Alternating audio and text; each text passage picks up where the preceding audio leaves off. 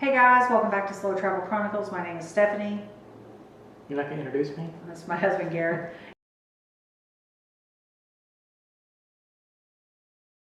And in this video, we are going to talk about how we pick where we are going. And that might seem pretty easy, but it's actually a little bit more involved than most people would think. It could be a lot easier. I probably make it harder than it needs to be, but I have a list, so if I look down, you know why. It kind of all started even before we became nomads. So we dropped our daughter off at college in August of 2018, and on the way home, we were talking about upcoming trips, and we made a list at that time of where do we really want to go on vacations, and we made a list of top 10 places we wanted to go, and then we had the second tier of 10. Yeah. Did we have a third tier of 10? Maybe, I don't remember. We might have had places that we would go back to. And anyway, during that conversation, we decided in April of 2019 we would go to Budapest. I guess he felt sorry for me because I was upset that we dropped our daughter off to college. But anyway, that was kind of the foundation of how we picked where we were going. So we knew places we definitely wanted to see for different sites or just different things we've heard about.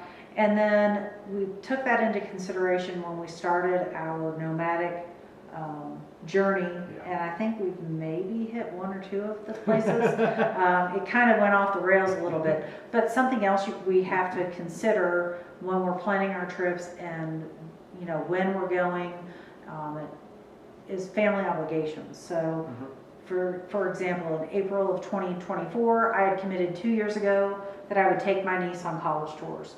And so we have to be back to do that. Now you might go, well, that's not picking where you're going. 23. Oh, it is 20. Dang, I'm really ahead of ourselves.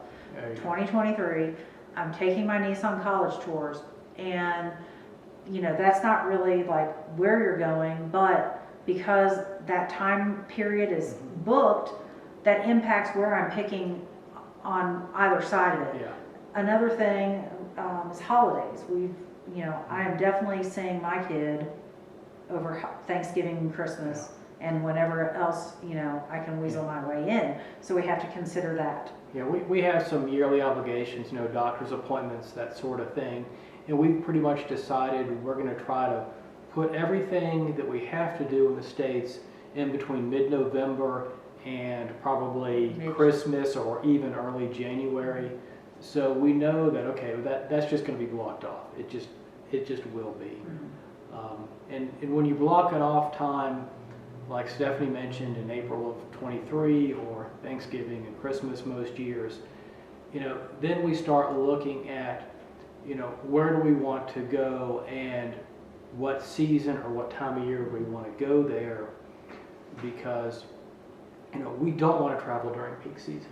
No, we want to, we try to find moderate weather. We'll come back to the season, but temperatures for us that I would say are acceptable are 55 to 80. Would you agree with that? Yeah. I mean, we'll go higher. I mean, heck, when we started this whole thing in Seville, Spain, we ended up 113 one day. That was hot. We don't want to do that. Not a day. Yeah. A whole week. Yeah, it was hot. So we would like to be in 55 to 80 when at all possible. And then another thing is, if we're going to Europe, we're also restricted by Schengen.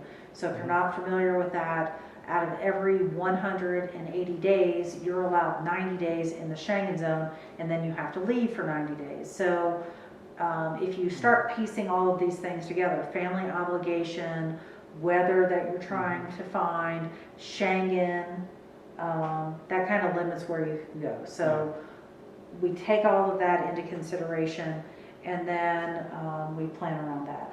Yeah, and here's an example of that. Stephanie mentioned her family obligation in April. We've already booked a trip to Italy next year. When we first started talking about Italy, we talked about maybe February, March, April, or March, April, May. But with her family commitment, we just decided, we're just going to do it January, February, and March. And we're going to start in southern Italy in Palermo and work our way up to Rome. But that is kind of a consideration we had to incorporate when we decided where we wanted to go, how long we wanted to stay, and what kind of weather we could expect in that January, February, March timeframe. Yeah, so actually I have a spreadsheet of cities that we want to go to that has their high and low temperature for every month of the year.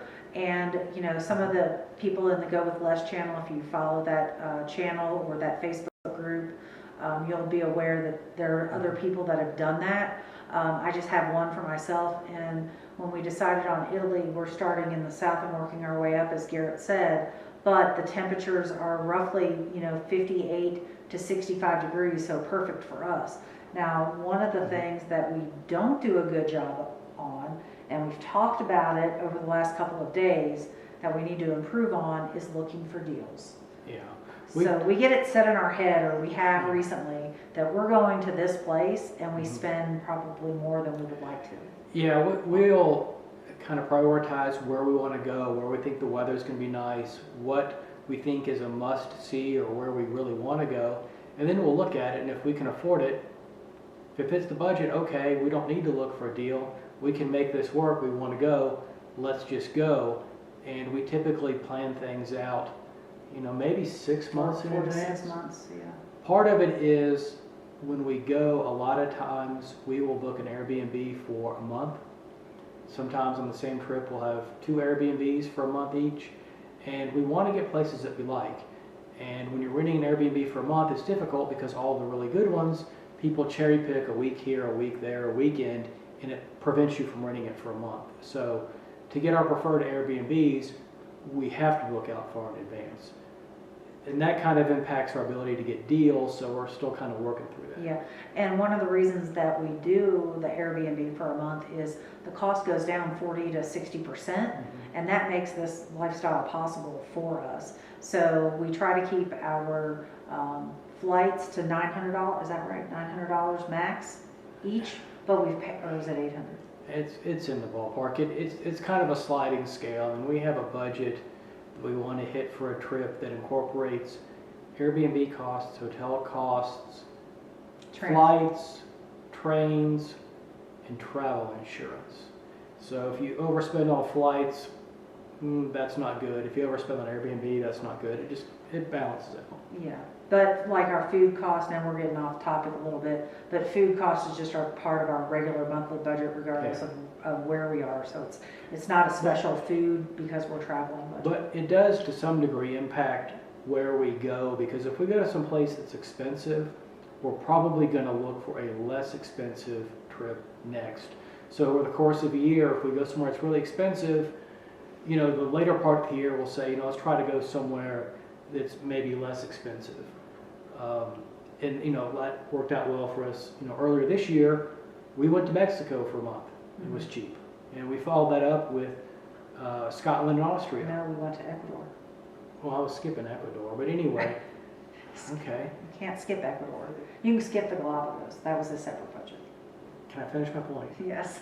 An inexpensive month in Mexico helps offset the more expensive months we had in Scotland and Austria. So we kind of look for ways to balance that out.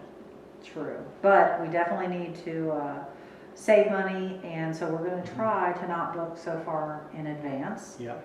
We'll see how that goes. We start getting itchy or like to start planning out ahead of time, and so we'll see if by like March, if we're already looking. Yeah.